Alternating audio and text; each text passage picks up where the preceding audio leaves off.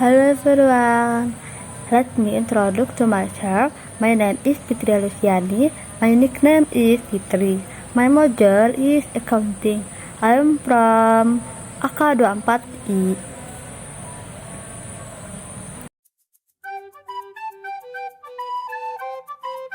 Warga negara diartikan dengan orang-orang yang menjadi bagian dari suatu penduduk. Istilah warga negara dahulu dikenal dengan sebutan hamba atau kaula negara. Warga negara berasal dari dua kata, yaitu warga dan negara. Warga diartikan sebagai anggota atau peserta.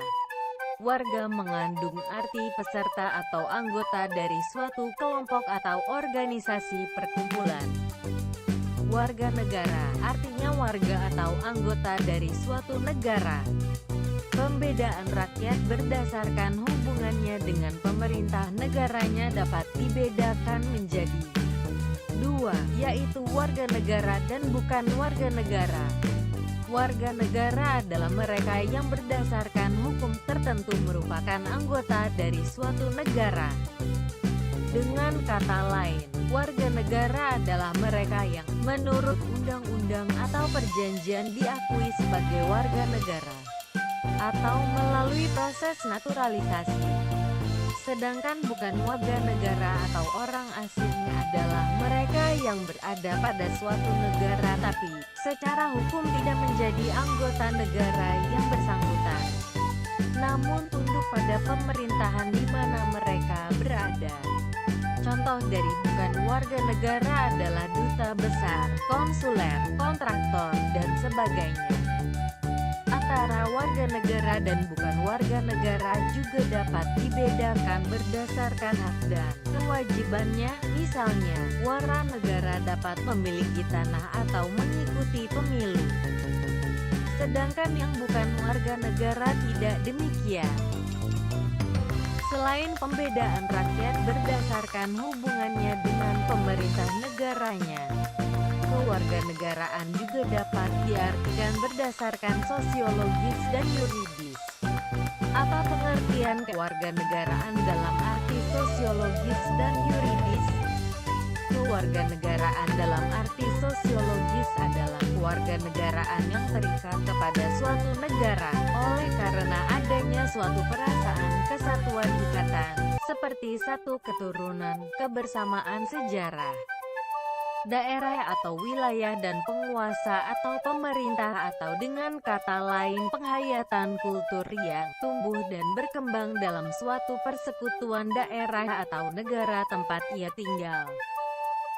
Kewarganegaraan dalam arti yuridis adalah ikatan hukum antara negara dengan orang-orang pribadi, yang karena ikatan itu menimbulkan akibat bahwa orang-orang tersebut jatuh di bawah lingkungan kuasa pribadi dari negara yang bersangkutan atau dengan kata lain warga dari negara itu.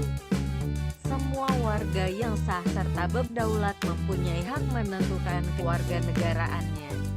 Oleh karena itu, dikenal dua asas kewarganegaraan yaitu sebagai berikut. 1.